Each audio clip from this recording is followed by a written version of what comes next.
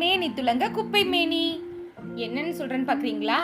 நான் அன்றைக்கி காட்டினேன்னா அந்த 2 இலைகள் என்ன அப்படின்னு பார்த்தீங்கன்னா குப்பை மேனி மற்றும் துளசி இலைகள் தான். இந்த துளசி இலைகளை பயன்படுத்தி நான் என்ன பண்ணுறேன் அப்படின்னா ஹோம்மேட் சோப் தயாரிக்க போகிறேன்.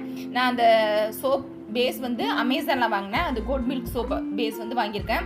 அதை நான் என்ன பண்ணியிருக்கேன் அப்படின்னா டபுள் பாயில் மெத்தடில் அதை அதாவது கொதிக்கிற தண்ணியில் அந்த சோப்பு ஒரு கிணத்துல போட்டோம் அப்படின்னா அப்படியே பால் மாரி இந்த சோப்பு மெல்ட் ஆகிடுது உங்களுக்கு. இதில் நான் இந்த துளசி மற்றும் குப்பைமேனி இலைகளை அரைச்ச சாரை வடிகட்டி அதோடு சேர்த்து நல்லா கலக்கி எடுத்துக்கிறேன். அப்போ தான் 2 ஒன்றா சேர்ந்து மிக்ஸ் ஆகும். அதனோட நம்ம என்ன பண்ணுறோம் அப்படின்னா விட்டமின் இ கேப்சூல்ஸ் 2 சேர்க்குறேன்னா 400 mg அதை சேர்த்துட்டு அதுக்கப்புறம் நம்ம சோப் மோல்டில் இதை ஊற்றி வச்சிட வேண்டியதான். அதுக்கு நான் சில்வர் கிண்ணத்தை பயன்படுத்தினேன். அது எனக்கு கொஞ்சம் எடுக்கிறதுக்கு கொஞ்சம் கஷ்டமாக இருந்துச்சு. நீங்கள் எதில் பிளாஸ்டிக் உங்கள்கிட்ட இருந்துச்சு அப்படின்னா பேப்பர் கப் மாதிரி பிளாஸ்டிக் அதுமாரிலாம் இருந்துச்சுன்னா நீங்கள் அதை பயன்படுத்திக்கோங்க. அப்புறம் இல்லாட்டி அப்படின்னா சிலிக்கான் சோப் மோல்டு இருந்துச்சு அப்படின்னா அதை கூட பயன்படுத்துங்க.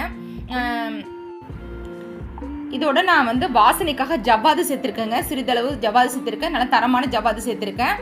நீங்கள் ஏதாவது பர்ஃப்யூம்டு ஆயில் இருந்தால் கூட அதோடு சேர்த்துக்கலாம்.